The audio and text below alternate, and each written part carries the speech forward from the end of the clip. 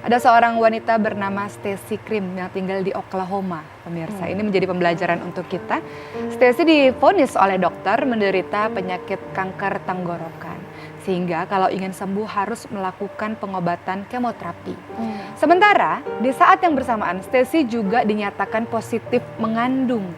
Sehingga kalau Stacy melakukan kemoterapi akan berakibat buruk untuk pertumbuhan janinnya, bahkan bisa dipastikan janinnya tidak akan berkembang atau mati di dalam kandungan. Maka Stacy memutuskan untuk aku tidak akan melakukan kemoterapi, biarkan saja penyakitku ini terus ada, namun aku ingin anak ini tetap hidup, anak ini tetap sehat berada dalam kandunganku. Ternyata keputusan yang diambil oleh Stacy membuat ia semakin menderita karena kanker itu menyebar. Pemirsa, tidak hanya di tenggorokan tapi mulai ke batang otak sampai membutakan matanya yang sebelah satunya. Membuat pada akhirnya Stacy terus-menerus tetap bertahan untuk tidak melakukan kemoterapi karena ia ingin anakku tetap harus sehat, tidak boleh kenapa-napa, biarkan saja aku yang sakit, biarkan saja aku yang menderita. Dan ternyata keputusan Stacy mengakibatkan memang anak itu tetap harus dilahirkan sebelum waktunya, namun Stacy semakin hari semakin melemah. Ketika anak itu pada akhirnya dilahirkan, Stacy sudah tidak bisa lagi berbicara karena kanker tenggorokan yang dideritanya dan tidak dapat lagi melihat dengan jelas. Sehingga para dokter dan keluarga ketika hendak menunjukkan seorang anak yang dilahirkan oleh Stacy itulah menjadi hari pertama dan terakhirnya Stacy melihat buah hatinya.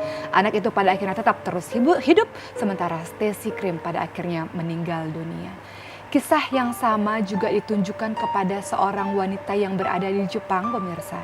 Di tahun 2011 pernah terjadi gempa yang sangat dahsyat di Jepang sehingga meluluh lantakan seluruh bangunan yang berada di Jepang ketika itu.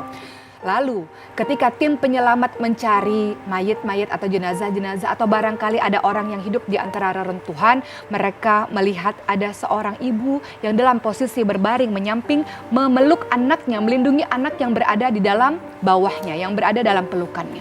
Kemudian sang tim penyelamat memeriksa keadaan sang ibu tersebut yang tentu saja sudah meninggal dunia, yang sudah wafat karena tertimpa reruntuhan. Namun ternyata kondisi dari sang anak itu masih tertidur pulas dan baik-baik saja.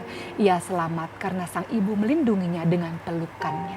Lalu yang membuat tim penyelamat pada saat itu menangis berderai-derai karena di pelukan sang ibu terdapat sebuah handphone yang ditulis di dalam handphone tersebut, "Wahai anakku, kalau engkau selamat dari musibah ini, maka ketahuilah aku adalah orang yang sangat mencintaimu."